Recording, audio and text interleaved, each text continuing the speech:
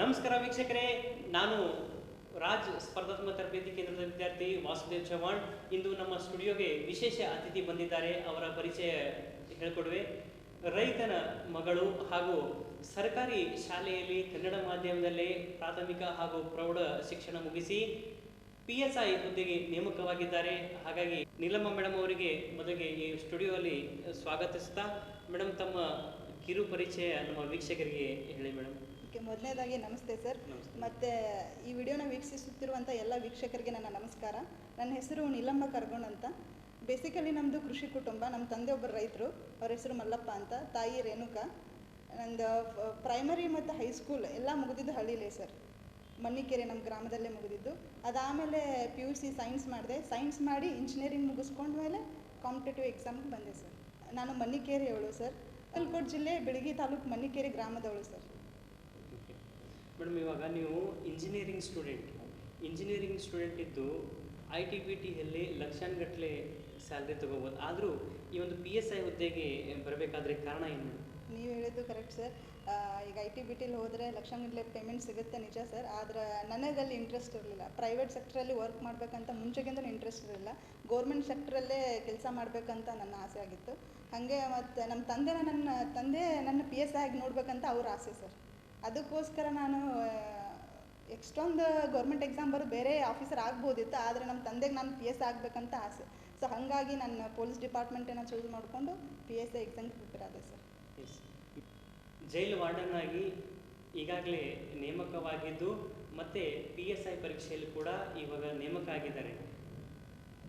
Madam, ಇವಾಗ ನೀವು PSI ಎಕ್ಸಾಮನ್ನು ನೇಮಕ ಆದಮೇಲೆ ನಿಮ್ಮ ಮನೆಯಲ್ಲಿ ಯಾವ ರೀತಿ ವಾತಾವರಣ ಇತ್ತು? ನಿಮ್ಮ ಒಂದು ನೇಮಕ ಖುಷಿ ಯಾವ ರೀತಿ ಇತ್ತು? ನಮ್ಮ ಮನೇಲಿ ಸಿಕ್ಕಾಪಟ್ಟೆ ಖುಷಿ ಪಟ್ಟರು ಸರ್. ಯಾಕಂದರೆ ನಮ್ಮ ಮನೆ ಎಲ್ಲರೂ ಸಿಕ್ಕಾಪಟ್ಟೆ ಸಪೋರ್ಟ್ ಮಾಡಿದ್ರು ಸರ್. ನನ್ನ ಒಟ್ಟು PSI ಆಗಿ ನೋಡಬೇಕಂತ ನಮ್ಮ ಮನೆಯಲ್ಲೆಲ್ಲ, ನಮ್ಮ ತಂದೆ ಆಗಿರ್ಬೋದು, ನಮ್ಮ ದೊಡ್ಡಪ್ಪ, ನಮ್ಮ ಚಿಕ್ಕಪ್ಪ, ಇಡೀ ನಮ್ಮ ಫ್ಯಾಮಿಲಿನೇ ಎಲ್ಲರೂ ನನ್ನ PSI ಇನ್ಫಾರ್ಮಲ್ಲಿ ನೋಡಬೇಕು, PSI ಆಗಬೇಕು ಮಗಳು ಅನ್ನೋದೇ ಎಲ್ಲರೂ ಆಸೆ ಆಗಿತ್ತು. ಹಾಗಾಗಿ ಫಸ್ಟ್ ರಿಸಲ್ಟ್ ಬಂದಾಗ ಎಲ್ಲರೂ ಎಷ್ಟು ಖುಷಿಯಾಗಿದ್ರು ಅಂದರೆ ಅದನ್ನು ಹೇಳೋಕ್ಕೆ ಪದಗಳಿಲ್ಲ ಸರ್. ಅವರು ನಮ್ಮ ತಂದೆ ತಾಯಿ ಅದು ನಮ್ಮ ಫ್ಯಾಮಿಲಿಯಲ್ಲಿ ಕಣ್ಣಂಚಲ್ಲಿ ನೀರು ತುಂಬಿತ್ತು ನನ್ನ ರಿಸಲ್ಟ್ ಕೇಳಿದ ತಕ್ಷಣ. ಅದಕ್ಕಿಂತ ಏನೂ ಹೇಳೋದಿಲ್ಲ ಸರ್. ಸಿಕ್ಕಾಪಟ್ಟೆ ಖುಷಿಯಾಗಿದ್ದರು. ಮತ್ತು ಇನ್ನೂ ಚೆನ್ನಾಗಿ ಓದು, ಇನ್ನು ಮುಂದೆ ಏನಾದರೂ ಸಾಧನೆ ಮಾಡು ಅಂತ ಹಾರೈಸಿದ್ರು ಸರ್. ಇದು PSI ಪರೀಕ್ಷೆ ಬರೆಯುವ ಸಲುವಾಗಿ ತಾವು ಯಾವ ರೀತಿ ಒಂದು ಓದುವ ವಿಧಾನ ಮತ್ತು ಯಾವ ರೀತಿ ಅದನ್ನು ಸಮಯ ಕೊಡ್ತಿದ್ರಿ ಮೇಡಮ್ ಓದೋಕ್ಕೆ? ಓಕೆ, PSI ಒಟ್ಟು 2 ಎಕ್ಸಾಮ್ ಇರುತ್ತೆ sir. Paper 1, paper 2. Total 200 marks ಇರುತ್ತೆ. Paper 1 50 marks and paper 2 150 marks. Paper 1ಅಲ್ಲಿ 3 ಸೆಕ್ಷನ್ ಬರುತ್ತೆ ಸರ್. ಮತ್ತು ಎಸ್ಸೆ ಮತ್ತು translation, Kannada to English, English to Kannada translation, ಮತ್ತು ಇನ್ನು 10 ಮಾರ್ಕ್ಸ್ ಪ್ರಿಸೈಸ್ ಇರುತ್ತೆ. ಟೋಟಲ್ 50 ಮಾರ್ಕ್ಸ್ ಇರುತ್ತೆ. ಎಸ್ಸೆನ ಹೆಂಗೆ ಪ್ರಿಪೇರ್ ಆಗಬೇಕಂತಂದರೆ ಪೀಠಿಕೆಯನ್ನು ಒಳಗೊಂಡಿರಬೇಕು, ಪ್ಲಸ್ ವಿವರಣೆ ಇರುತ್ತೆ ಅದರಲ್ಲಿ. ಆಮೇಲೆ ಉಪಸಂಹಾರ. ಪೀಠಿಕೆ ಮತ್ತು ಉಪಸಂಹಾರ ಕಂಪ್ಲೀಟ್ಲಿ ನಮ್ಮ ಓನ್ ಒಪಿನಿಯನ್ನೇ ಬರಿಬೇಕು ಸರ್. ಅಲ್ಲಿ ಬೇರೆ ಯಾರೋ ಏನು ಹೇಳ್ಯಾರಂತ ಅಥವಾ ಏನೋ ಒಂದು ಸುಮ್ಮನೆ ಗೋಳಿಂಗ್ ಬರೀತಾರಲ್ಲ ಆ ಥರ ಏನೂ ಇಲ್ಲ. ಕಂಪ್ಲೀಟಾಗಿ ಒಂದು ಪೀಠಿಕೆ ಒಂದು 5 to 10 ಲೈನ್, ಆಮೇಲೆ ಉಪಸಂಹಾರ ಒಂದು 10 ಲೈನ್. ಅದು ನಮ್ಮ ಕಂಪ್ಲೀಟ್ಲಿ ನಮ್ಮ ಒಪಿನಿಯನ್ನ ಬರಿಬೇಕು. ಅದರಲ್ಲಿ ಬೇಕಂದರೆ ನಾವು ಒಂದಿಷ್ಟು ಕೋಟ್ಸ್ನ ಆ್ಯಡ್ ಮಾಡಬೇಕು. ಈ ಹಿರಿಯ ವ್ಯಕ್ತಿಗಳ ಏನಾದರೂ ಒಂದು ಗಣ್ಯ ವ್ಯಕ್ತಿಗಳು ಹೇಳಿರ್ತಾರೆ ಸರ್. ಸರ್ವಜ್ಞ ಆಗಿರ್ಬೋದು, ಅಥವಾ ಅಂಬೇಡ್ಕರ್ ಅವರು, ಗಾಂಧಿಯವರು, ಈ ಥರ ದೊಡ್ಡ ವ್ಯಕ್ತಿಗಳು ಏನೋ ಒಂದು ಆ ಟಾಪಿಕ್ಗೆ ಸಂಬಂಧಪಟ್ಟಂಗೆ ಏನೋ ಒಂದು ಹೇಳಿರ್ತಾರಲ್ಲ ಸರ್, ಆ ಥರ ಕೋಟ್ಸ್ ಯೂಸ್ ಮಾಡಿ ನಮ್ಮದು ಎಸ್ಸೆನ ಶುರು ಮಾಡಬೇಕು. ಅದಾದಮೇಲೆ ಪೀಠಿಕೆ ಬರಿತೀವಿ. ಅದಾದಮೇಲೆ ನೆಕ್ಸ್ಟ್ ನಾವು ವಿವರಣೆ ಅಂದರೆ ಬಾಡಿ ಆಫ್ ದ ಎಸ್ಸೆ ಶುರು ಆಗುತ್ತೆ ಸರ್. ಆವಾಗ ನಾವು ಯಾವ ಟಾಪಿಕ್ನ ಚೂಸ್ ಮಾಡ್ಕೊಂಡಿರ್ತೀವೋ ಅದರದ ಡೆಫಿನಿಷನ್, ಅದರ ಅರ್ಥ ಬರಿಬೇಕು. ಫಾರ್ ಎಕ್ಸಾಂಪಲ್, ಈಗ ಜಾಗತಿಕ ತಾಪಮಾನ, ಗ್ಲೋಬಲ್ ವಾರ್ಮಿಂಗ್ ಬಗ್ಗೆ ಎಸ್ಸೆ ಇತ್ತು ಅಂತಂದರೆ ಅದರ ಅರ್ಥ ಏನು, ಗ್ಲೋಬಲ್ ವಾರ್ಮಿಂಗ್ ಅಂದರೆ ಏನು, ಫಸ್ಟ್ ಅದರ ಡೆಫಿನಿಷನ್ ಬರೀಬೇಕು. ಡೆಫಿನಿಷನ್ ಬರೆದ ಮೇಲೆ ನೆಕ್ಸ್ಟ್ ಎಕ್ಸ್ಪ್ಲನೇಷನ್ನ ಶುರು ಮಾಡಬೇಕು. ಈಗ ಇದನ್ನೇ ಎಕ್ಸಾಂಪಲ್ ಕೊಡ್ತೀನಿ ಸರ್. ಡೆಫಿನಿಷನ್ ಬರಿತೀವಿ. ಅದಾದಮೇಲೆ ಗ್ಲೋಬಲ್ ವಾರ್ಮಿಂಗ್ ಕಾರಣ ಆಗುವಂಥ ಗ್ಯಾಸಸ್ ಯಾವುವು ಅದನ್ನು ಬರಿಬೇಕು. ಜಸ್ಟ್ ಎಲ್ಲರೂ ನಾರ್ಮಲ್ ಗ್ಯಾಸಸ್ ಅಂತ ಬರಿತೀವಿ, ಆದರೆ ಅದನ್ನು ಜಾಸ್ತಿ ಇಫೆಕ್ಟಿವ್ ಆಗಿ ಇಂಪ್ರೆಸಿವ್ ಆಗಿ ಬರಿಬೇಕಂತಂದರೆ ಒಂದು ಪೈ ಚಾರ್ಟ್ ಹಾಕಬೇಕು, ಅಥವಾ ಗ್ರಾಫ್ಸ್ ಹಾಕಿ, ಮತ್ತು ಅದ್ರ ಜೊತೆ ಕೆಮಿಕಲ್ ಫಾರ್ಮುಲಾ ಬರುತ್ತೆ ಸರ್. ಈಗ ಫಾರ್ ಎಕ್ಸಾಂಪಲ್, ಈಗ ಗ್ಲೋಬಲ್ ವಾರ್ಮಿಂಗ್ಗೆ ಕಾರಣ ಆಗುವಂಥ ಗ್ಯಾಸಸ್ ಅಂತಂದರೆ methane, carbon dioxide, nitrous oxide ಇವೆಲ್ಲ ಬರಿತೀವಿ. ಅದ್ರ ಜೊತೆಗೆ ಮೀಥೇನ್ ಅಂದರೆ CH4, ನೈಟ್ರಸ್ ಆಕ್ಸೈಡ್ N2O, ಈ ಥರ ಬರೋದು ಪೈ ಚಾರ್ಟ್ ಹಾಕಿ ಅಥವಾ ಗ್ರಾಫಲ್ಲಿ ಪ್ರೆಸೆಂಟೇಷನ್ ಕೊಟ್ಟರೆ ಇನ್ನೂ ಇಫೆಕ್ಟಿವ್ ಇರುತ್ತೆ. ಮತ್ತು it will give a more weightage to essay. So ಹಾಗಾಗಿ ಗ್ರಾಫ್ಸು ಮತ್ತು ಈ ಥರ ಕೆಮಿಕಲ್ ಫಾರ್ಮುಲಾ ಸೈಂಟಿಫಿಕ್ಕಾಗಿ ಚೂಸ್ ಮಾಡ್ಕೊಂಡಿದ್ವಿ ಅಂದರೆ ಎಸ್ಸೆನ ಸೈಂಟಿಫಿಕಾಗಿ ವರ್ಡ್ಸ್ ಇದ್ದ ಕೆಮಿಕಲ್ ಫಾರ್ಮುಲಾನ ಬರೆದ್ರೆ ಇನ್ನೂ ಉತ್ತಮ ಸರ್. ಅದಾದಮೇಲೆ ಇದನ್ನ ಎಕ್ಸಾಂಪಲ್ ತೊಗೊಂಡು ಹೇಳ್ತಿದ್ದೀನಲ್ಲ ಸರ್, ಈಗ ಅದ್ರದ್ದು ಗ್ಯಾಸಸ್ ಹೆಂಗೆ ಪ್ರೊಡ್ಯೂಸ್ ಆಗುತ್ತೆ, ಅದು ಕಾರಣಗಳೇನು, ಅದಾದಮೇಲೆ ಅದರಿಂದ ಆಗುವಂಥ ಪರಿಣಾಮ ಈಗ ಮನುಕುಲದ ಮೇಲೆ ಆಗಿರ್ಬೋದು ಅಥವಾ ಪ್ರಾಣಿ ಸಂಕುಲ ಮೇಲೆ ಆಗಿರ್ಬೋದು, ಸಸ್ಯ ಸಂಕುಲ ಮೇಲೆ ಆಗಿರ್ಬೋದು, ಅದರಿಂದ ಆಗುವಂಥ ಪರಿಣಾಮಗಳು ಏನಂತ ಬರೀಬೇಕು.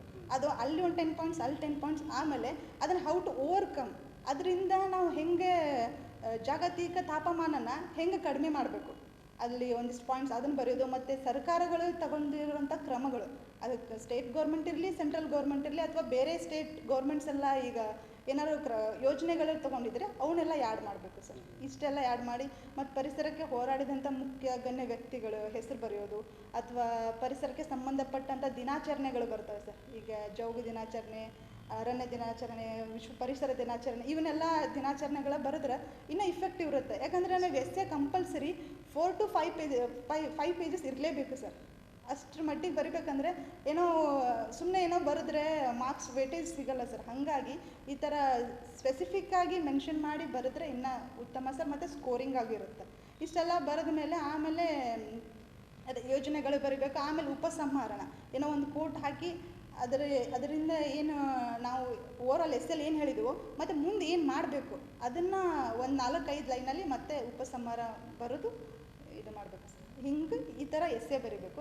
ಟ್ರಾನ್ಸ್ಲೇಷನ್ ಸರ್ ನಾವೇನು ಹೈ ಲೆವೆಲ್ ಇಂಗ್ಲೀಷಲ್ಲಿ ಬರಿಬೇಕಂತ ಏನಿಲ್ಲ, ಜಸ್ಟ್ ನಾರ್ಮಲ್ ಲ್ಯಾಂಗ್ವೇಜಲ್ಲೇ ಇರಬೇಕು. ಈಗ ಒಂದು ಪ್ಯಾರಾಗ್ರಾಫ್ ಕೊಟ್ಟಿರ್ತಾರಂದರೆ complete line to line translate ಮಾಡಬೇಕಂತ ಏನಿರಲ್ಲ ಸರ್. ಜಸ್ಟ್ ಅದು ಒಂದು ಇರುತ್ತಂದರೆ ಕಂಪ್ಲೀಟ್ ನಾವು ಎಸ್ಸೆ ಓದಬೇಕು. ಎಸ್ಸೆ ಓದಿ ಅದ್ರ ಮೀನಿಂಗ್ನ ನಾವು ಕನ್ನಡದಲ್ಲಿ ಬರೋ ಥರ, ಆಮೇಲೆ ಕನ್ನಡದಲ್ಲಿ ಇದ್ದಿದ್ದನ್ನು ಇಂಗ್ಲೀಷಲ್ಲಿ ಬರೋ ಥರ, ಜಸ್ಟ್ ನಾರ್ಮಲ್ ಇಂಗ್ಲೀಷಲ್ಲಿ ಇರಬೇಕು, ನಾರ್ಮಲ್ ಕನ್ನಡದಲ್ಲಿ. ಅದು ಬುಕ್ಕಿಶ್ ಆಗಿ ಏನು ಬರೆಯುವಂಥದ್ದು ಅಷ್ಟು ರೇಂಜಿಗೇನು ಇರಲ್ಲ ಸರ್. ಜಸ್ಟ್ ನಾರ್ಮಲ್ ಬರೆದ್ರೆ ಉತ್ತಮ. ಈಗ ಹಿಂಗೆ ಎಲ್ಲರೂ ಏನಂತಾರೆ ಸರ್, ಈಗ ಕನ್ನಡ ಮೀಡಿಯಮಿಂದ ಬಂದು ನನ್ನ ಎಕ್ಸಾಂಪಲ್ ತಗೋ, ಸ್ಟಾರ್ಟಿಂಗ್ ಸ್ವಲ್ಪ ಟಫ್ ಆಗುತ್ತೆ. ಈಗ BA ಹುಡುಗರೆಲ್ಲ ಹೇಳೋದು ಮೇನ್, ಅಯ್ಯೋ ನಾವು ಉಳಿದು ಸೆಕೆಂಡ್ ಪೇಪರ್ ಮಾಡ್ತೀನಿ, ಇವೆಲ್ಲನೂ ಮಾಡ್ತೀನಿ, ಟ್ರಾನ್ಸ್ಲೇಷನ್ನೇ ಟಫ್ ಆಗುತ್ತೆ ನನಗೆ, ಅಲ್ಲೇ ನನ್ನ ಮಾರ್ಕ್ಸ್ ಹೋಗುತ್ತೆ, ಅಲ್ಲೇ ನಾನು ಫೇಲ್ಯೂರ್ ಆಗತ್ತೀನಿ ಅಂತ ಎಲ್ಲರೂ ಹೇಳೋದು ಅದೇ ಮಾತು ಸರ್.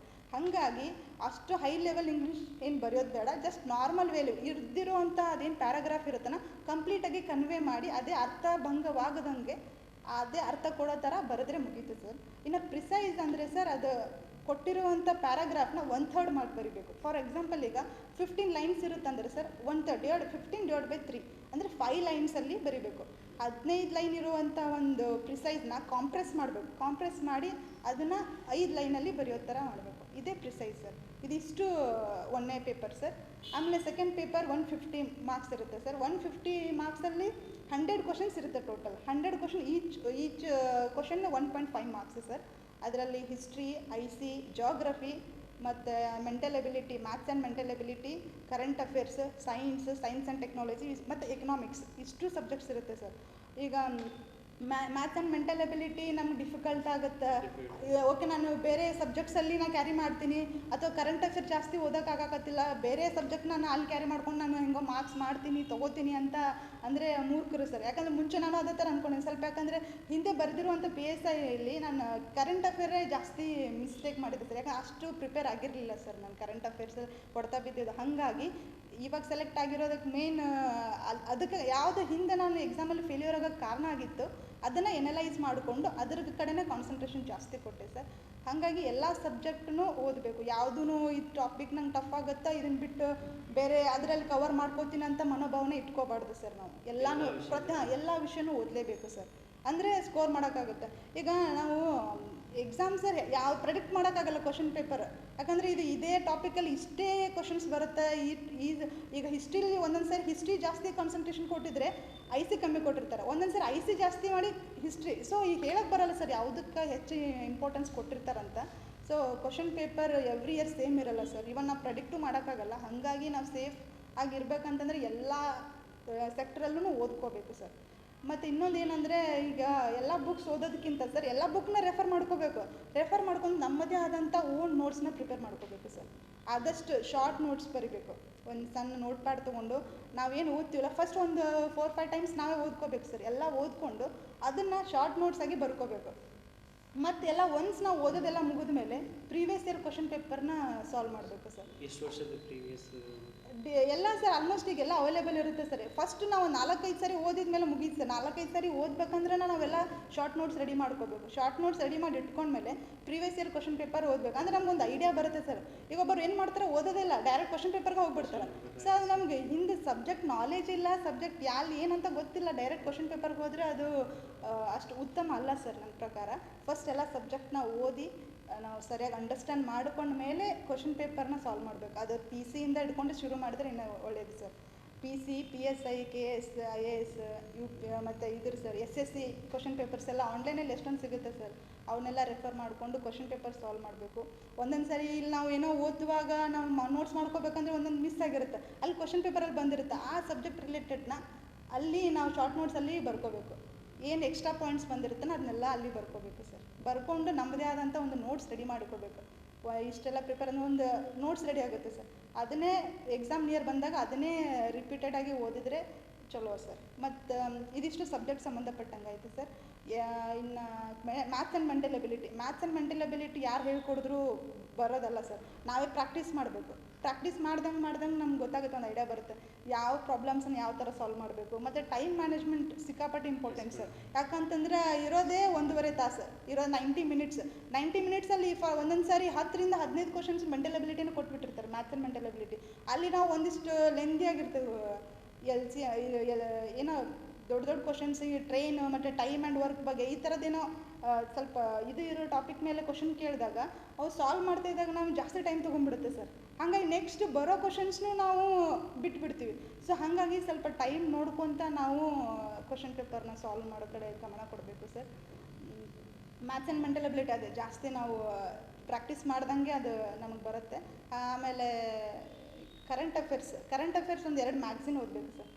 ಪ್ರೀವಿಯಸ್ ದಿನ ಎಕ್ಸಾಮ್ ಇದೆ ಅಂತಂದರೆ ಅದ್ರ ಹಿಂದೆ 6 ತಿಂಗಳು, ನಾವು 6 ತಿಂಗಳು ಅಷ್ಟೇ ಓದಿದ್ದು ಸರ್.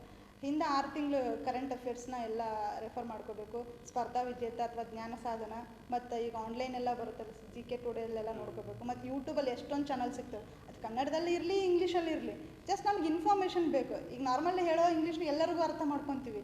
ಸೊ ಅದನ್ನು ಬೇರೆ ಇನ್ಸ್ಟಿಟ್ಯೂಟ್ದವ್ರು ಹೇಳ್ತಾರೆ, ಅಥವಾ ಎಕ್ಸಾಮ್ ನಿಯರ್ ಇದ್ದಾಗ ಬೇರೆ ಇನ್ಸ್ಟಿಟ್ಯೂಟ್ದವರೆಲ್ಲ ಶಾರ್ಟ್ ನೋಟ್ಸ್ ಮಾಡಿ ಇದೆಲ್ಲ ಕರೆಂಟ್ ಅಫೇರ್ಸ್ನೆಲ್ಲ ಬಿಟ್ಟಿರ್ತಾರೆ. ಅವನ್ನೆಲ್ಲ ಜೆರಾಕ್ಸ್ ತೊಗೊಂಡು ಮತ್ತು ಈ ಥರ ವೆಬ್ಸೈಟ್ನೆಲ್ಲ ನೋಡಿ, ಯೂಟ್ಯೂಬ್ ಚಾನಲ್ಸಲ್ಲೆಲ್ಲ ಇರ್ತವೆ ಸರ್. ಯೂಟ್ಯೂಬ್ನಾಗ ಒಂದಿಷ್ಟು ಚಾನಲ್ಸ್ ಫಾಲೋ ಮಾಡಿ ಅಲ್ಲಿ ಕರೆಂಟ್ ಅಫೇರ್ಸ್ನ ನೋಡ್ಕೋಬೇಕು. ಇಷ್ಟು ಕರೆಂಟ್ ಅಫೇರ್ಸ್ ಬಗ್ಗೆ ಟೋಟಲಾಗಿ ಇಷ್ಟು ಈ ಥರ ನಾವು ಪ್ರಿಪೇರ್ ಆಗಿದ್ದೀವಿ sir. Struggle is stepping stone of success ಅಂತ ಹೇಳ್ತಾರೆ. ಒಂದು ಯಾವುದೇ ಹುದ್ದೆಯನ್ನು ಪಡಿಬೇಕಾದರೆ ಸತತವಾಗಿ ಓದಬೇಕು, ಕಠಿಣ ಪರಿಶ್ರಮ ಮಾಡಿದಾಗ ಮಾತ್ರ ಆ ಒಂದು ಗುರಿ ತಲುಪಕ್ಕೆ ಸಾಧ್ಯ ಅಂತ ಹೇಳ್ಬೋದು.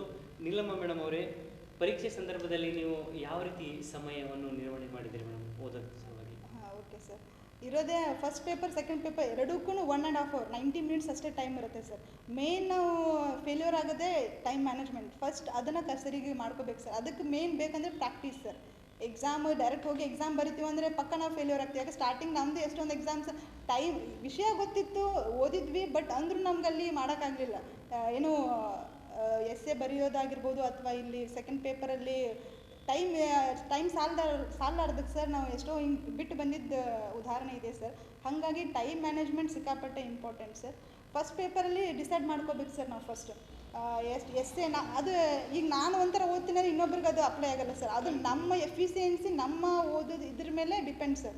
ಹಾಗಾಗಿ ನಾವು ಯಾವ ಥರ ಎಸ್ಸೆ ಪ್ರಿಪೇರ್ ಆಗಿದ್ವಿ, ಎಸ್ಸೆಗೆ ಎಷ್ಟು ಟೈಮ್ ಕೊಡಬೇಕು, ಟ್ರಾನ್ಸ್ಲೇಷನ್ಗೆ ಎಷ್ಟು ಕೊಡಬೇಕು, ಪ್ರಿಸೈಸ್ಗೆ ಎಷ್ಟು ಕೊಡಬೇಕು, ಆ ಥರ ನಾವೇ ಮುಂಚೆ ಒಂದು ಸೆಟ್ ಮಾಡ್ಕೋಬೇಕು ಸರ್. ಇಷ್ಟಿಷ್ಟು ನಿಮಿಷ ಇದಕ್ಕೆ ಕೊಡಬೇಕು, ಇಷ್ಟು ನಿಮಿಷ ಇದಕ್ಕೆ ಕೊಡಬೇಕು, ಈ ಥರ ಎಲ್ಲ ಕೊಟ್ಕೊಂಡು ಫಸ್ಟ್ ಪೇಪರ್ ಮಾಡಬೇಕು. ಆಮೇಲೆ ಸೆಕೆಂಡ್ ಪೇಪರ್ ಹಾಗೆ ಸರ್. ಟೈಮ್ ಅವಾಗವಾಗ ಸ್ವಲ್ಪ ಟೈಮ್ ಕಡೆ ಲಕ್ಷ್ಯ ಕೊಟ್ಟು ಕ್ವಶನ್ನ ಸಾಲ್ವ್ ಮಾಡ್ತಾ ಹೋಗಬೇಕು. ಹಿಂಗೆ ಇದೇ ಥರ ಟೈಮ್ ಮ್ಯಾನೇಜ್ಮೆಂಟ್ ಮಾಡ್ಕೋಬೇಕು ಮೇಡಮ್. ಪರೀಕ್ಷೆ ಸಂದರ್ಭದಲ್ಲಿ ನೀವು ಸಮಯವನ್ನು ಅಧ್ಯಯನ ಮಾಡೋಕ್ಕೆ ಯಾವ ರೀತಿ ಬಳಸ್ಕೊತಿದ್ದೀರಿ ಮೇಡಮ್? ಅದೇ ಸರ್, ಟೈಮ್ ಮ್ಯಾನೇಜ್ಮೆಂಟ್ ಸಿಕ್ಕಾಪಟ್ಟೆ ಇಂಪಾರ್ಟೆಂಟ್ ಸರ್. ನಮ್ಮ ಎಫಿಷಿಯನ್ಸಿ ಮೇಲೆ ನಾವು ಯಾವ ಥರ ಓದಿದ್ವಿ ಅನ್ನೋದು ಇದ್ರ ಮೇಲೆ ನಾವು ಎಲ್ಲ ಟೈಮ್ನ ಡಿವೈಡ್ ಮಾಡ್ಕೋಬೇಕು ಸರ್.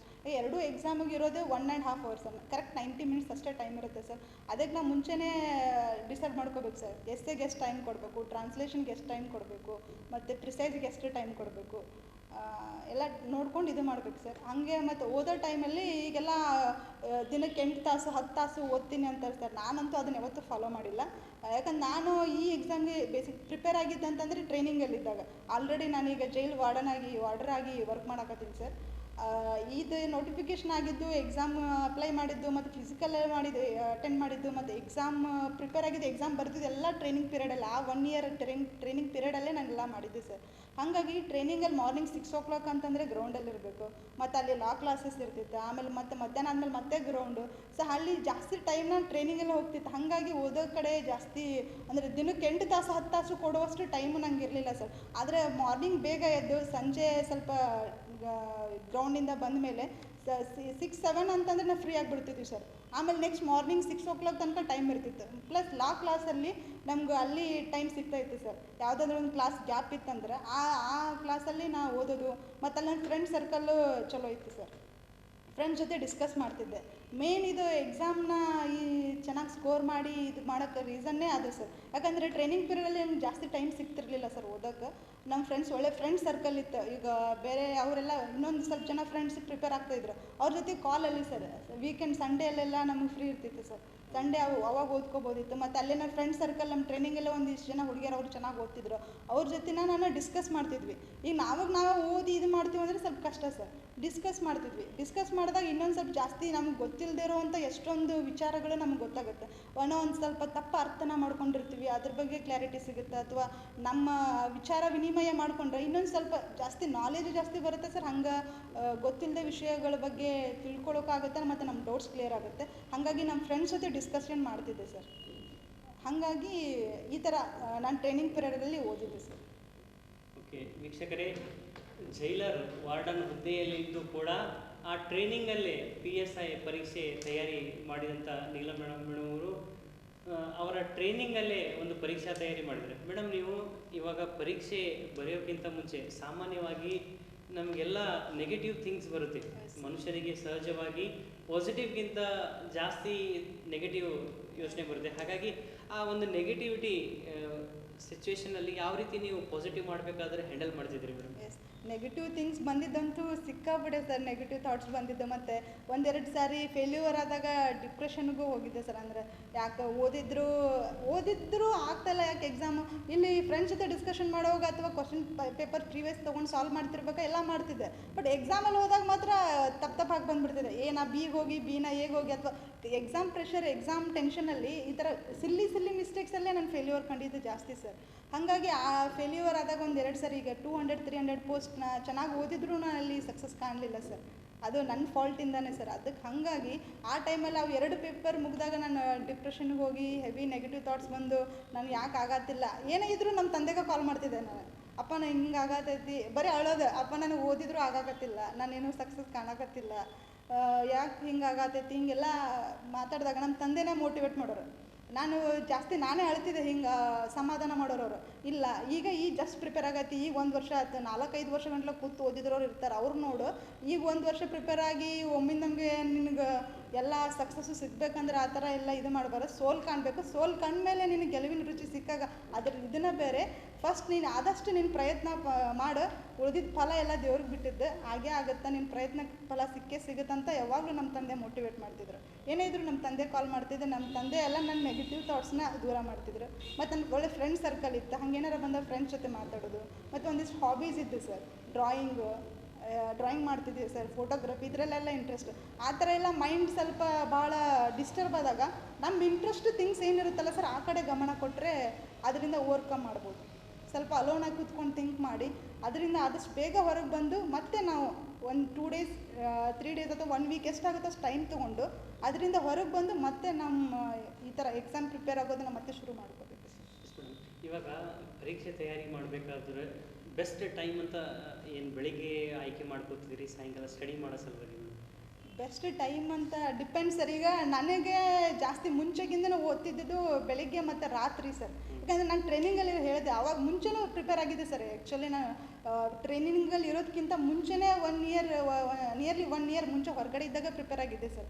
ಆವಾಗ ನಾನು ಏನು ಮಾಡಿದ್ದೆ ಅಂತಂದ್ರೆ ಎಲ್ಲ ಕ್ವಶನ್ಸ್ ಪೇಪರ್ ಪ್ರೀವಿಯಸ್ ಇಯರ್ನ ನೋಡಿಕೊಂಡು ಮತ್ತು ನನ್ನದೇ ಆದ ಎಲ್ಲ ಈಗ ರಾಜು ಸರ್ ಕೊಟ್ಟಿರುವಂಥ ರಮೇಶ್ ಸರ್ ಕೊಟ್ಟಿರುವಂಥ ನೋಟ್ಸ್ನ ರೆಫರೆನ್ಸಾಗಿ ಇಟ್ಕೊಂಡು ಬೇರೆ ಆಥರ್ಸ್ ಬುಕ್ಕು ಮತ್ತು ಪ್ರೈಮರಿ ಹೈಸ್ಕೂಲ್ ಬುಕ್ಸ್ನ ರೆಫರ್ ಆಗಿ ಇಟ್ಕೊಂಡು ನನ್ನದೇ ಆದ ಓನ್ ನೋಟ್ಸ್ ಪ್ರಿಪೇರ್ ಮಾಡ್ಕೊಂಡಿದ್ದೆ ಸರ್.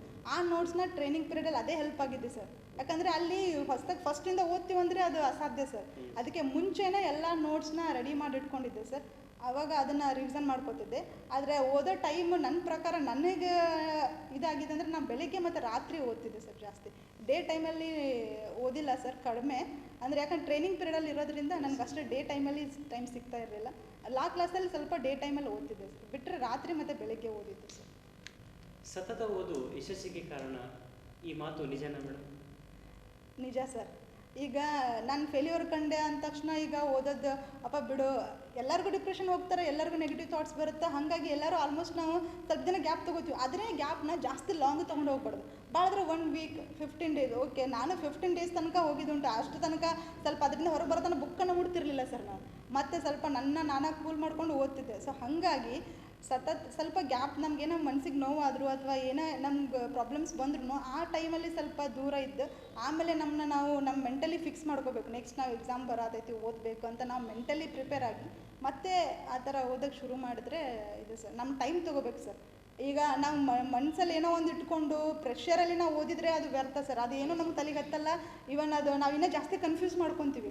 ಆ ಎಕ್ಸಾಮ್ ಟೈಮಲ್ಲಿ ಏನೋ ಓದಿದ್ದೆ ಇದೇನೋ ಬಂತು, ಈ ಥರ ಕನ್ಫ್ಯೂಷನ್ ಜಾಸ್ತಿ ಆಗುತ್ತೆ ಸರ್. ಆದಷ್ಟು ಮೈಂಡನ್ನ ಕೂಲಾಗಿ ಇಟ್ಕೊಂಡು ನಮ್ಮ ನೆಗೆಟಿವಿಟಿ ಥಾಟ್ಸ್ ಎಲ್ಲ ಹೋದ್ಮೇಲೆ ಕರೆಕ್ಟಾಗಿ ಇದನ್ನು ಮಾಡಿಕೊಂಡು ನಾವು ಓದಿದರೆ ಒಳ್ಳೆಯದು ಸರ್. ನೆಗೆಟಿವ್ ಥಾಟ್ಸ್ ಎಲ್ಲರಿಗೂ ಬರೋದು ಸಹಜ. ಅದು ಈಗ ಕಾಂಪಿಟೇಟಿವ್ ಫೀಲ್ಡಲ್ಲಂತೂ ಎಲ್ಲರೂ ಯಾರ್ಯಾರು ಸಕ್ಸಸ್ ಕಂಡಿದ್ದಾರೆ ಬೇಕಾದವ್ರು ಕೇಳಿ ಸರ್. ಅದು ಡಿಪ್ರೆಷನ್, ನೆಗೆಟಿವಿಟಿ ಥಾಟ್ಸ್ ಪ್ರತಿಯೊಬ್ಬರಲ್ಲೂ ಬಂದು ಹೋಗಿರುತ್ತೆ ಸರ್. ಅದನ್ನು ಫೇಸ್ ಮಾಡಿ ಓದೋದು ಬಿಡದೆ ನಾವು ಯಾರು ಓದಿದಾರೋ ಅವ್ರಿಗೆಲ್ಲ ಸಕ್ಸಸ್. ಯಶಸ್ವಿ ಪರ್ಸನ್ ನೆಗೆಟಿವ್ ಥಾಟ್ಸ್ ಬಂದಾಗ ದಿಗ್ಭ್ರಮೆ ಆಗದೆ ಆ ನೆಗೆಟಿವ್ ಥಾಟ್ಸನ್ನು ಪಾಸಿಟಿವ್ ಆಗಿ ಥಾಟ್ಸ್ ಮಾಡಿಕೊಂಡು ಅವರು ಮತ್ತಷ್ಟು ಶ್ರಮ ವಹಿಸ್ತಾರೆ. ಹಾಗಾಗಿ ಅವರು ಯಶಸ್ಸಿಗೆ ಕಾರಣ ಅಂತ ಮೇಡಮ್ ಅವರು ತಮ್ಮ ಅನುಭವ ಹೇಳ್ಕೊಟ್ಟಿದ್ದಾರೆ. ಮೇಡಮ್, ಇವಾಗ ಸ್ಪರ್ಧಾತ್ಮಕ ಪರೀಕ್ಷೆ ಒಂದು ಯಾವುದಾದ್ರೂ ಬರೀಬೇಕಾದ್ರೆ ನಮಗೆ ಕೋಚಿಂಗ್ ಎಷ್ಟು ಮಹತ್ವ ಮೇಡಮ್? ಕೋಚಿಂಗ್ ತೊಗೋಬೇಕು ಸರ್. ಆ್ಯಕ್ಚುಲಿ ನಾನು ಹೈಸ್ಕೂಲಲ್ಲಿ ಲಾಸ್ಟ್ ಸರ್. ಈ ಹಿಸ್ಟ್ರಿ, IC, ಜಾಗ್ರಫಿ ಓದಿದ್ದು ಅದೇ ಲಾಸ್ಟ್. ಅದಾದಮೇಲೆ ಸೈನ್ಸ್, ಇಂಜಿನಿಯರಿಂಗ್ ಆದಮೇಲೆ 1 ಇಯರ್ ಗ್ಯಾಪ್ ತೊಗೊಂಡೆ ಸರ್. ಅಷ್ಟು 7 ಇಯರ್ ನನಗೆ ಯಾವ ಸಬ್ಜೆಕ್ಟ್ಸು ಟಚ್ಚೇ ಇರಲಿಲ್ಲ ಸರ್. ಹಾಗಾಗಿ ನಾನು ಸ್ಟಾರ್ಟಿಂಗ್ ಈ ಫೀಲ್ಡಿಗೆ ಕಾಂಪಿಟೇಟಿವ್ ಎಕ್ಸಾಮ್ಗೆ ಅದು PSI ಪ್ರಿಪೇರ್ ಆಗಬೇಕಂದಾಗ ಹಿಂದೆ ನಮ್ಗೆ ಯಾರೂ ನಮ್ಮ ಮನೇಲಿ ಯಾರೂ ಅಂದರೆ PSI ಈ ಥರ ಓದಿರೋರು ಯಾರೂ ಇರಲಿಲ್ಲ. ಬಟ್ ಆದರೆ ನಮ್ಮ ರಿಲೇಟಿವ್ ಒಬ್ರು ಅಕ್ಕ ನಮ್ಗೆ ಹೇಳಿದರು sir, at least primary high school book ಅಂತೂ ಕಂಪಲ್ಸರಿ, ಅದು ಯಾವುದೇ ಗೌರ್ಮೆಂಟ್ ಎಕ್ಸಾಮ್ ಇರಲಿ, ಅದು ಎಸ್ಪೆಷಲಿ ನಮ್ಮ ಕರ್ನಾಟಕ ಗೌರ್ಮೆಂಟ್ ಕಂಡಕ್ಟ್ ಮಾಡುವಂಥ ಎಲ್ಲ ಎಕ್ಸಾಮ್ಗೂ ಕಂಪಲ್ಸರಿ ಪ್ರೈಮರಿ ಹೈಸ್ಕೂಲ್ ಬುಕ್ ಓದಲೇಬೇಕು ಸರ್.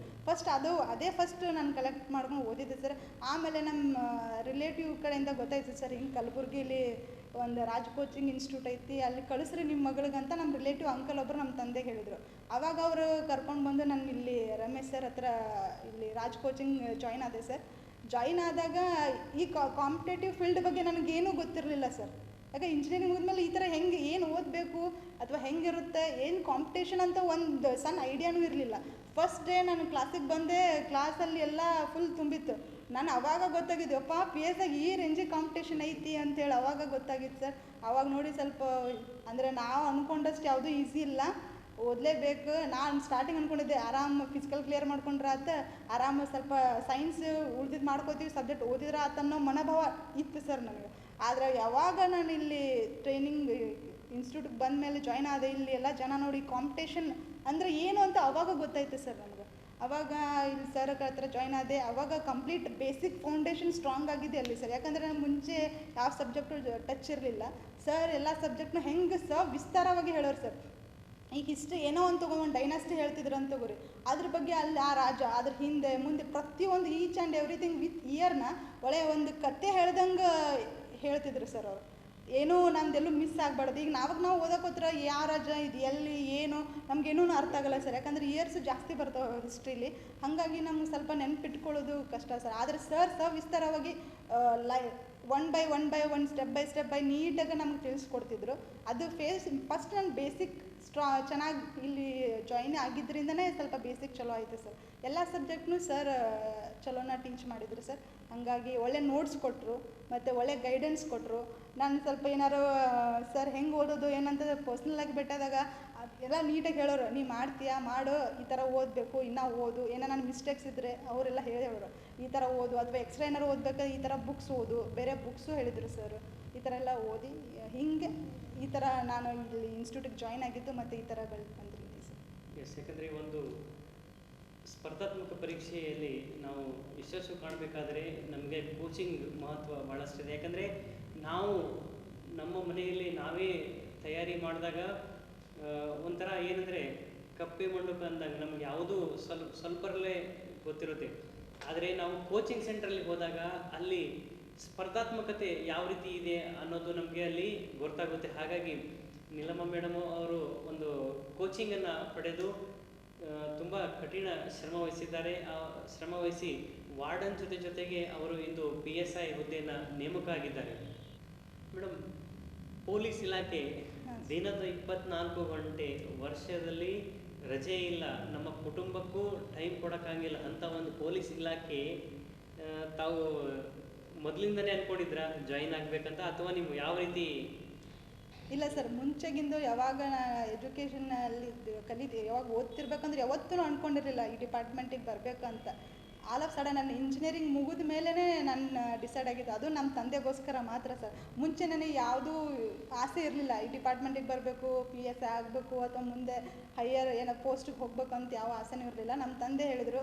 ಮತ್ತು ಪೊಲೀಸ್ ಅಂತಂದರೆ ಅದು ಒಂದು ಖದರೇ ಬೇರೆ ಸರ್. ಅದು ಈಗ ಸೊಸೈಟಿಲಿ ಈಗ ನಾರ್ಮಲ್ ಈಗ ನಾವು ಬೇರೆ ಆಫೀಸರೇ ಹೋದರೆ ಎಲ್ಲರಿಗೂ ಮರ್ಯಾದೆ ಸಿಗುತ್ತೆ. ಗೌರ್ಮೆಂಟ್ ಆಫೀಸರ್ ಅಂದರೆ ಆ ಪೊಲೀಸ್ ಹಾಕಿ ಬಟ್ಟೆಗಿರುವಂಥ ಗೌರವ ವಿಶೇಷತೆ ಬೇರೆ ಯಾವುದಕ್ಕೂ ಇಲ್ಲ ಅನಿಸುತ್ತೆ ಸರ್. ಮತ್ತು ಯಾರೋ ಅಸಹಾಯಕರು ಬಂದಾಗ ನಮ್ಮ ಕೈಲಾದಷ್ಟು ಒಂದಿಬ್ಬರಿಗೆ ಸಹಾಯ ಮಾಡಿದ್ರೆ ನಾವು ಈ ಜಾಬಿಗೆ ಬಂದಿದ್ದು ಸಾರ್ಥಕ ಸರ್. ಸೊ ಹಾಗಾಗಿ ಈಗ ಪೊಲೀಸ್ ಇಲಾಖೆಯಲ್ಲಿ ಬಹಳಷ್ಟು ಬದಲಾವಣೆ ಆಗಿದೆ. ಮೊದಲೆಲ್ಲ ಪೊಲೀಸ್ ಅಂದರೆ ಭಯ ಇತ್ತು ಜನರಿಗೆ, ಆದರೆ ಈಗ ಜನಪರ ಅಂದರೆ ಜನರ ಮನೆ ಬಾಗಿಲಿಗೆ ಪೊಲೀಸ್ ಅಧಿಕಾರಿಗಳು ಹೋಗ್ತಾರೆ, ಅವರಿಗೆ ಮನೆಯವರೆಗೂ ಸರ್ವಿಸನ್ನು ಕೊಡ್ತಾರೆ. ಇದು ಒಂದು ವಿಶೇಷತೆ. ಯಾಕಂದರೆ ಮೊದಲೆಲ್ಲ ಪೊಲೀಸ್ ಇಲಾಖೆ ಪೊಲೀಸ್ ಸ್ಟೇಷನ್ಗೆ ಹೋಗೋಕ್ಕೆ ಭಯ ಪಡ್ತಿದ್ರು ಜನರು. ಆದರೆ ಇಂದು ಪೊಲೀಸ್ ಕಾರ್ಯ ಯಾವ ರೀತಿಯಾಗಿ ಅಂದರೆ ಜನಸ್ನೇಹಿ ಪೊಲೀಸ್ ಆಗಿದೆ. ಯಾಕಂದರೆ ನಮ್ಮ ಕರ್ನಾಟಕದಲ್ಲಿ ಉತ್ತಮ ಪೊಲೀಸ್ ಇಲಾಖೆ ಕೆಲಸ ಮಾಡ್ತಿದೆ, ಅವರು ಜನಪರ ಕೆಲಸ ಮಾಡ್ತಿದೆ, ಹಾಗೂ ಮಾನವೀಯತೆಯಿಂದ ಕೂಡಿರ್ತಕ್ಕಂತಹ ಕೆಲಸ ಈ ಪೊಲೀಸ್ ಇಲಾಖೆಯದಾಗಿದೆ. ಈಗಾಗಲೇ ತಾವು ಪೊಲೀಸ್ ಇಲಾಖೆಯಲ್ಲಿ ನೇಮಕ ಆಗಿದ್ದರೆ ಮೇಡಮ್, PSI ಆಗಿ ತಮ್ಮ ಸೇವೆ ಜನರಿಗೆ, ಬಡವರಿಗೆ ಹಾಗೂ ಉತ್ತಮ ಸೇವೆ ನಮ್ಮ ಕರ್ನಾಟಕ ರಾಜ್ಯ ಪೊಲೀಸ್ ಇಲಾಖೆಗೆ ಸೇವೆ ಸಲ್ಲಿಸಲಿ. ನಮ್ಮ ಕರ್ನಾಟಕ ಪೊಲೀಸ್ ಇಲಾಖೆ ಹೆಸರು ಮತ್ತಷ್ಟು ಬೆಳೆಯಲಿ ಅಂತ ಹಾರೈಸ್ತೀನಿ ಮೇಡಮ್. Thank you sir. ಒಂದು ಯಾವುದಾದ್ರೂ ಸಾಧನೆ ಮಾಡೋಕ್ಕೆ ಮುಂದೆ ಗುರಿ ಇರಬೇಕು, ಹಿಂದೆ ಗುರು ಇರಬೇಕು ಅಂತ ಹೇಳ್ತಾರೆ. ಹಾಗೆ ನೀಲಮ್ಮ ಮೇಡಮ್ ಅವರು ಗುರಿ ಇತ್ತು, ಆದರೆ ತಮ್ಮ ಗುರು ಯಾರಂತ ಗೊತ್ತಾಗಲಿಲ್ಲ. ನಮ್ಮ ತಂದೆ ಇನ್ಪುಟ್ ಕೊಟ್ಟರು ನಾನು ಹಿಂಗೆ PSI ಆಗಬೇಕಂತ. ಆದರೆ ಇದ್ರ ಬಗ್ಗೆ ನನಗೇನು ಐಡಿಯಾ ಇರಲ್ಲ. ನಮ್ಮ ತಂದೆ ಒಂದೇ ಹೇಳೋರು, ಯಾಕಂದರೆ ಅವ್ರು ರೈತರು, ಅವರು ಏನೂ ಕಲ್ತಿಲ್ಲ. ಅವ್ರು ಒಂದೇ ಹೇಳ್ತಿದ್ರು, ನಿನ್ಗೇನು ಬೇಕು ಅದು ತಗೋ, ಬುಕ್ ಬೇಕಾ ಹೋಗಿ, ಎಲ್ಲಿ ಕೋಚಿಂಗ್ ಹೋಗ್ತೀಯ ಹೋಗಿ, ಏನು ಮಾಡ್ತೀಯ ಮಾಡೋ ಓದೋ, ಅದಕ್ಕೆಲ್ಲ ಸಪೋರ್ಟ್ ನಾ ಮಾಡ್ತೀನಿ ಅಂತ ಅಂತಿದ್ರು. ಆ ಥರ ಸಪೋರ್ಟ್ ನಮ್ಮ ತಂದೆ ಕಡೆಯಿಂದ ಮತ್ತು ನಮ್ಮ ಫ್ಯಾಮಿಲಿ ಕಡೆಯಿಂದ ಸಿಕ್ತು ಸರ್. ಆದರೆ ಈ ಕಾಂಪಿಟೇಟಿವ್ ಫೀಲ್ಡ್ ಬಗ್ಗೆ ಇಲ್ಲಿದೆಲ್ಲ ವಿವರಣೆ ಬಗ್ಗೆ ಎಲ್ಲ ನಮಗೆ ಗೊತ್ತಾಗಿದ್ದೆ, ನನಗೆ ಪ್ರತಿಯೊಂದು ಹೇಳ್ಕೊಟ್ಟಿದ್ದೆ ರಮೇಶ್ ಸರ್ ಅಂತ ಹೇಳ್ಬೋದು ಸರ್. ಸ್ಟಾರ್ಟಿಂಗ್ ಬಂದಾಗ ನನಗಿದ್ರ ಬಗ್ಗೆ ಏನೂ ಐಡಿಯಾ ಇರಲಿಲ್ಲ. ಯಾವ ಥರ ಫಿಸಿಕಲ್ ಇರುತ್ತೆ, ಮತ್ತು ಅದಾದಮೇಲೆ ಎಕ್ಸಾಮ್ ಯಾವ ಥರ ಇರ್ತೈತಿ, ಫಸ್ಟ್ ಪೇಪರ್ ಸೆಕೆಂಡ್ ಪೇಪರ್ ಪ್ರತಿಯೊಂದೂ ಅವ್ರು ನನಗೇನೋ ಡೌಟ್ಸ್ ಬಂದರು ಸರ್ಗೆ ಪರ್ಸ್ನಲಾಗಿ ಹೋಗಿ ಭೇಟಿ ಆಗ್ತಿದ್ದೆ, ಸರ್ ಯಾವ ಥರ ಪ್ರಿಪೇರ್ ಆಗಬೇಕು ಸರ್, ಹೆಂಗೆ ಸರ್ ಅಂತ ಅವರೆಲ್ಲ ಹೇಳ್ತಿದ್ರು. ಮತ್ತು ಅವ್ರು ಕೊಟ್ಟಿರೋ ನೋಟ್ಸ್ ಸಿಕ್ಕಾಪಟ್ಟೆ ನನಗೆ ಹೆಲ್ಪ್ ಮಾಡ್ತು ಸರ್. ಆಗ ನಾವು ಓನ್ ನೋಟ್ಸ್ ಪ್ರಿಪೇರ್ ಮಾಡ್ಬೇಕಂತ ನನಗೇನೂ ಹಿಂದೆ ಗೊತ್ತಿರಲಿಲ್ಲ ಸರ್. ಆವಾಗ ಸರ್ ನೋಟ್ಸ್ನ ರೆಫರೆನ್ಸಾಗಿ ಇಟ್ಕೊಂಡು ನಾನು ನೋಟ್ಸ್ನ ಪ್ರಿಪೇರ್ ಮಾಡಿಕೊಂಡೆ ಸರ್. ಮತ್ತು ಬೇರೆ ಸಬ್ಜೆಕ್ಟ್ಸ್ನೆಲ್ಲ ಇವ್ರು ಹೇಳಿರೋ ರೀತಿ ಆಗಿರ್ಬೋದು ಸರ್. ಇಲ್ಲಿ ಕೋಚಿಂಗ್ ತೊಗೊಂಡಿದ್ದಕ್ಕೆ ನಾನು ಜೀವನದಲ್ಲಿ ಏನೋ ಒಂದು ಸಾಧಿಸೋಕ್ಕೆ ಸಾಧ್ಯ ಆಯಿತು ಅಂತ ಹೇಳ್ಬೋದು ಸರ್. ಅದಕ್ಕೆ ರಮೇಶ್ ಸರ್ಗೆ ನಾನು ಯಾವಾಗಲೂ ಚಿರಋಣಿಯಾಗಿರ್ತೀನಿ ಸರ್. ಈಗ ಮೇಡಮ್, ಪೊಲೀಸ್ ಇಲಾಖೆಯಲ್ಲಿ ಮಹಿಳೆಯರು ಸೇರೋಕ್ಕೆ ಹಿಂದೇಟಾಗ್ತಾರೆ, ಆದರೂ ನಿಮಗೆ ಒಂದು ಪೊಲೀಸ್ ಇಲಾಖೆಯಲ್ಲಿ ಯಾವ ರೀತಿ ಈಗ ನಿಮ್ಮ ತಂದೆಯವರು ಅವರ ಒಂದು ಇಚ್ಛೆ ಇತ್ತು, ನನ್ನ ಮಗಳು PSI ಆಗಬೇಕು, ಆದರೂ ನಿಮಗೆ ಇಂಜಿನಿಯರಿಂಗ್ ಸ್ಟೂಡೆಂಟ್ ಆದರೂ ಭಯ ಆಗಲಿಲ್ಲವಾ? ಸ್ಟಾರ್ಟಿಂಗ್ ಭಯ ಭಯ ಏನಿರಲಿಲ್ಲ ಸರ್, ಆದರೆ ಸ್ಟಾರ್ಟಿಂಗ್ ಅಷ್ಟು ಇಂಟ್ರೆಸ್ಟ್ ಇರಲಿಲ್ಲ ಸರ್ ಇಲ್ಲಿ ಬರೋಕ್ಕೆ. ಆದರೆ ಆಮೇಲೆ ಯಾವಾಗ ನಾನು ಆಗಬೇಕಂತ ಡಿಸೈಡ್ ಆದ್ಮೇಲೆ ಸರ್ ಫಿಕ್ಸ್ ಅಂದ್ಕೊಂಡೆ ಆಗಲೇಬೇಕು, ಆದರೆ ಪೇಸ್ ಆಗಬೇಕು, ಇಲ್ಲ ಅಂತಂದರೆ ನಾನು ಯಾವುದೋ ಎಕ್ಸಾಮು ಬರೋದು ಬೇಡ, ನಾನು ಏನೋ ಓದೋದು ಬೇಡ ಅಂತ ಫಿಕ್ಸ್ ಆಗಿಬಿಟ್ಟೆ ಸರ್. ಮುಂಚೆ ಇತ್ತು ಸರ್ ಅದೆಲ್ಲ, ಹೆಣ್ಮಕ್ಳು ಪೊಲೀಸ್ ಆಗಬಾರ್ದು ಅಥವಾ ಹೆಣ್ಮಕ್ಳನ್ನ ಜಾಸ್ತಿ ಓದಿಸ್ಬಾರ್ದು, ಈ ಥರ ಎಲ್ಲ ಮೆಂಟಾಲಿಟಿ ಮುಂಚೆ ಇತ್ತು. ಇವನ್ ಇವಾಗೂ ಹಳ್ಳಿಲಿ ಇನ್ನೂ ಸುಮಾರು ಜನಕ್ಕಿದೆ ಸರ್. ನಮ್ಮ ತಂದೆಗೆ ಎಷ್ಟು ಜನ ಹೇಳ್ಯಾರ, ಏನು ಮಗಳಿಗೆ ಇಷ್ಟು ಓದ್ಸಾಕತ್ತೆಪ್ಪ, ಅದು ಓದಿಸೋ ಬದಲಿ ಮದುವೆ ಮಾಡಿಕೊಡು, ಅದೇನೋ ಹೆಣ್ಣು ಮಕ್ಳಿದ್ರೆ ತಲೆ ಮೇಲೆ ಭಾರ ಅನ್ನೋ ಥರ ಹಳ್ಳಿಲಿ ಇನ್ನೂ ಇವಾಗೂ ಐತ್ರಿ ಸರ್. ಅದು ಇನ್ನೂ ಕಡಿಮೆ ಅಂತ ಹೋಗಿಲ್ಲ. ನಮ್ಮ ತಂದೆಗೆ ಸುಮಾರು ಜನ ಕೇಳ್ಯಾರ, ಈಗ ಇಷ್ಟೇನೋ ಓದಿಸಿ ದೊಡ್ಡ ಜಾಬ್, ಇವಾಗ ಮುಂಚೆನೇ ಇನ್ನೂ ಓದ್ತಿದ್ನಲ್ಲ ಸರ್, ಅವಾಗ ಅಂದಾರ PSI ಮಾಡಿದರೆ ಏನು ಮದುವೆ ಆಗಲಿ ಗಂಡ ಮನೆಗೆ ಹೋದ್ಮೇಲೆ ಪೇಮೆಂಟ್ ಎಲ್ಲ ಗಂಡಗೆ ಕೊಡ್ತಾರೆ, ನಿಮಗೆ ಕೊಡ್ತಾರನೋ ಅನ್ನೋ ಥರ ಈ ಥರ ಮಾತುಗಳೆಲ್ಲ ಮಾತಾಡಿದ್ರು ಸರ್ ಹಿಂದೆ. ಆದರೆ ಅದಕ್ಕೆಲ್ಲ ತಲೆ ಕೊಡಬಾರ್ದು. ಯಾರೇ ಪೇರೆಂಟ್ಸ್ ಆಗಲಿ, ನಿಮ್ಮ ಮಕ್ಕಳು ಓದಬೇಕಂತ ಇಂಟ್ರೆಸ್ಟ್ ಇದ್ದರೆ, ಹೆಣ್ಣು ಗಂಡು ಅನ್ನೋದೇ ಆ್ಯಕ್ಚುಲಿ ಗಂಡು ಮಕ್ಳಿಗಿಂತ ಹೆಣ್ಣು ಮಕ್ಕಳನ್ನ ಚೆನ್ನಾಗಿ ಓದ್ತಾರೆ ಸರ್. ನಿಮ್ಮ ಹೆಣ್ಮಕ್ಳಿಗೆ ಸಪೋರ್ಟ್ ಮಾಡಿ ಓದೋಕ್ಕೆ ಅವ್ರಿಗೆ ಪ್ರೇರಣೆ ಆಗಲಿ. ಸೊ ತಂದೆ ತಾಯಿ ಪ್ರೇರಣೆ ಇದ್ದರೆ ಮಕ್ಕಳು ಏನು ಬೇಕಾದರೂ ಸಾಧಿಸ್ಬೋದು ಸರ್. ಹಾಗಾಗಿ ಇದೆಲ್ಲ ನಾರ್ಮಲ್ ಇದೆ ಸರ್. ಅದು ಇನ್ನೂ ಮೆಂಟಾಲಿಟಿ ಹೋಗಿಲ್ಲ. ಆ್ಯಕ್ಚುಲಿ ಅದು ಇನ್ನೂ ಮುಂಚೆ ಕಂಪೇರ್ ಮಾಡಿದ್ರೆ ಇವಾಗ ಸ್ವಲ್ಪ ಕಡಿಮೆ ಸರ್. ಅಂದರೆ ಹಳ್ಳಿಗಳಲ್ಲಿ ನಾವು ಹುಟ್ಟು ಬೆಳೆದಿದ್ದೆ ಹಳ್ಳೀಲಿ ಸರ್, ಹಳ್ಳೀಲಿ ಇನ್ನೂ ಇದೆ ಸರ್ ಅದು. ಆದರೆ ಇವಾಗ ಆದರೆ ಇದನ್ನು PS ರಿಸಲ್ಟ್ ಬಂದಮೇಲೆ ಎಷ್ಟು ಜನ ಆಯ್ತು ಬಿಡಪ್ಪ, ನೀನು ಅನ್ಕೊಂಡಿದ್ದು ಸಾಧಿಸಿದ್ದೀನಿ, ನಿನ್ನ ಮಗಳೂ ಸಾಧಿಸಿದ್ಲು ಅಂತ ಈ ಥರ ಆ ಥರ ಅಂದಿರೋ ಜನಗಳೆಲ್ಲ ಈಗ ನಮ್ಮ ತಂದೆಗೆಲ್ಲ ಒಳ್ಳೆ ಪ್ರಶಂಸನೆ ಕೊಡ್ತಿದ್ದಾರೆ ಸರ್. ಮತ್ತು ನನಗೂ ಒಳ್ಳೆ ಮಾತಾಡಿದ್ದಾರೆ ಸರ್. ಸೊ ಹಾಗಾಗಿ ಆ ಥರ ಎಲ್ಲ ಇಲ್ಲ ಸರ್. ಹೆಣ್ಣು ಗಂಡು ಅನ್ನೋದೇನೂ ಇಲ್ಲ. ನಿಮ್ಮ ಮಕ್ಕಳು ಓದ್ತೀನಿ ಅಂತಂದರೆ ಸಪೋರ್ಟ್ ಮಾಡಿ ಓದಿಸಿ ಅಂತ ಹೇಳಕ್ಕೆ ಇಷ್ಟ. ಮೇಡಮ್, ಈಗ ಮುಂಬರುವ ಸ್ಪರ್ಧಾತ್ಮಕ ಪರೀಕ್ಷೆ ಬರೆಯುವಂತಹ ವಿದ್ಯಾರ್ಥಿಗಳಿಗೆ ತಮ್ಮ ಸಲಹೆ ಏನು ಕೊಡ್ತೀರಾ? ಫಸ್ಟ್ ನಾವು ಮೆಂಟಲಿ ಸ್ಟ್ರಾಂಗ್ ಇರಬೇಕು ಸರ್. ಈಗ ಕಾಂಪಿಟೇಟಿವ್ ಫೀಲ್ಡಿಗೆ ಬಂದೀವಿ, ಎಕ್ಸಾಮ್ ಓದ್ತಿದ್ದೀವಿ ಅಂತಂದರೆ ನಮ್ಮ ಥರ ಲಕ್ಷಾಂತರ ಜನ ಇರ್ತಾರೆ ಸರ್. ನಾವು ಒಬ್ಬರೇ ಎಲ್ಲ ಪ್ರಿಪೇರ್ ಆಗೋರು. ಕಾಂಪಿಟೇಷನ್ ಎಷ್ಟು ದಿನೇ ಕಾಂಪಿಟೇಷನ್ ಹೆಂಗೆ ಇನ್ಕ್ರೀಸ್ ಆಗತ್ತೆ ಅಂದರೆ ಸರ್, ನಾವು ಅಂದ್ಕೊಳ್ಳೋದಿಲ್ಲ ಅಷ್ಟು ಜನ ಈ ಫೀಲ್ಡಿಗೆ ಕಾಂಪಿಟೇಟಿವ್ ಫೀಲ್ಡಿಗೆ ಬರತ್ತಾರೆ ಸರ್. ಅಷ್ಟು ಜನ ಇರೋದ್ರಿಂದ ಕಾಂಪಿಟೇಷನ್ ಜಾಸ್ತಿ ಆಗುತ್ತೆ. ಎವ್ರಿ ಇಯರ್ ಕಟ್ ಆಫ್ ಮಾತ್ರ ನಾವು ಪ್ರೆಡಿಕ್ಟೇ ಮಾಡಿರಲ್ಲ, ಅಂದ್ಕೊಂಡಿರ್ತೀವಿ ಇಷ್ಟು ಬರ್ಬೋದು, ಹೆಚ್ಚಿಗೆ ಆಗ್ತಾ ಹೋಗುತ್ತೆ ಸರ್. ಹಾಗಾಗಿ ತಾಳ್ಮೆ, ಪೇಷನ್ಸ್ ಸಿಕ್ಕಾಪಟ್ಟೆ ಇಂಪಾರ್ಟೆಂಟ್. ಈಗ ಬಂದಿವಿ ಓದಿವಿ ಅಂದ ತಕ್ಷಣ ಆಗಬೇಕು ಅನ್ನೋ ಭಾವನೆ ಇದ್ದರೆ ಅದನ್ನು ಫಸ್ಟ್ ತೆಗಿಬೇಕು ಸರ್. ಮೆಂಟಲಿ ಫಿಕ್ಸ್ ಆಗಿ ಓಕೆ 6 ತಿಂಗಳು ಹೋಯ್ತು, ಹೋಗಿ 1 ವರ್ಷ ಹೋದ್ರೂ ಪರವಾಗಿಲ್ಲ, ಓದಿ ಮಾಡ್ಕೋತೀನಿ ಅನ್ನೋ ಛಲದಿಂದ ಪ್ರತಿಯೊಬ್ಬರು ಪ್ರಿಪೇರ್ ಆಗಿರಿ. ಆದಷ್ಟು ನಿಮ್ಮ ನೋಟ್ಸ್ನ ನೀವು ಮಾಡಿಕೊಂಡ್ರೆ ಉತ್ತಮ ಅಂತ ಹೇಳೋಕ್ಕೆ ಇಷ್ಟಪಡ್ತೀನಿ ಸರ್. ಬೇರೆ ಬುಕ್ಸ್ನ ಓದಿ ಅವನ್ನ ರೆಫರೆನ್ಸ್ ಆಗಿ ಇಟ್ಕೊಂಡು ನಿಮ್ಮ ಓನ್ ನೋಟ್ಸ್ನ ಪ್ರಿಪೇರ್ ಮಾಡಿಕೊಂಡು, ಇವನು ಎಸ್ಸೇಗಾದ್ರೂ complete first paper skilled base. So ಹಾಗಾಗಿ ನಾವು ನಮ್ಮ ಕಂಪ್ಲೀಟ್ಲಿ ನಾವೇ ಪ್ರಿಪೇರ್ ಮಾಡ್ಕೋಬೇಕು ಸರ್. ಸೆಕೆಂಡ್ ಪೇಪರ್ ಇದ್ದಿದ್ದು ಸಬ್ಜೆಕ್ಟ್ಸ್ ಇರುತ್ತೆ, ಅದೆಲ್ಲಾದ್ರೂ ನಾವು ಓನ್ ನೋಟ್ಸ್ ಮಾಡ್ಕೊಳ್ಳೋದೇ ಒಳ್ಳೆಯದು ಸರ್.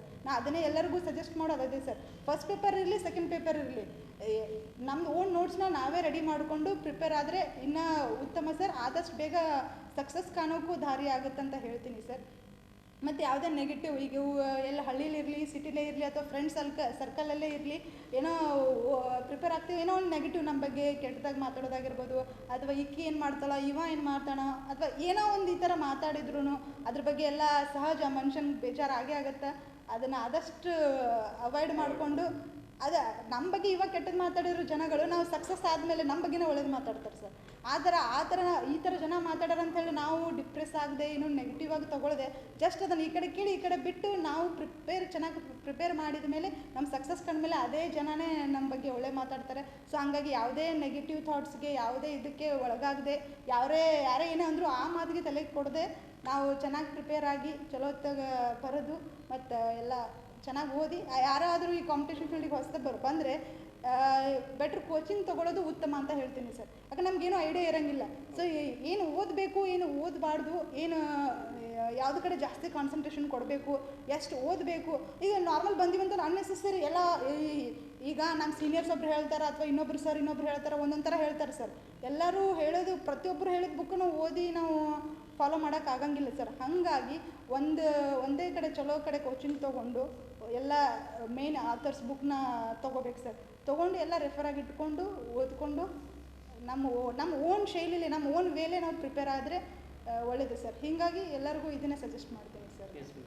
ನಿರಂತರ ಓದು ಮತ್ತು ಸತತ ಪ್ರಯತ್ನ ಹಾಗೂ ನಮ್ಮದೇ ಆದಂತಹ ಒಂದು ನೋಟ್ಸನ್ನು ಮಾಡಿಕೊಂಡು ಅದಕ್ಕೆ ಅಂದರೆ ದೃಢ ಸಂಕಲ್ಪದೊಂದಿಗೆ ನಾವು ಅಭ್ಯಾಸ ಮಾಡಿದಾಗ ಮಾತ್ರ ಒಂದು ಗುರಿ ತಲುಪಬಹುದು, ಒಂದು ಸಾಧನೆ ಮಾಡಬಹುದು ಅಂತ ಹೇಳಿದಂತಹ ನೀಲಮ್ಮ ಮೇಡಮ್ ಅವರಿಗೆ ಧನ್ಯವಾದ. ನೀಲಮ್ಮ ಮೇಡಮ್ ಅವರು PSI ಹುದ್ದೆಯಲ್ಲಿ ನೇಮಕವಾಗಿದ್ದಾರೆ. ಅವರು ಇಲ್ಲಿ ನಮ್ಮ ಸ್ಟುಡಿಯೋಗೆ ಬಂದು ತಮ್ಮ ಒಂದು ಸತತ ಶ್ರಮ ಹಾಗೂ ತಮ್ಮ ಅನುಭವಗಳನ್ನು ಹಂಚಿಕೊಂಡಿದ್ದಾರೆ. ಹಾಗಾಗಿ ನಮ್ಮ ಸಂಸ್ಥೆಯ ಪರವಾಗಿ ಅವರಿಗೆ ಧನ್ಯವಾದ ಸಲ್ಲಿಸುತ್ತೇನೆ.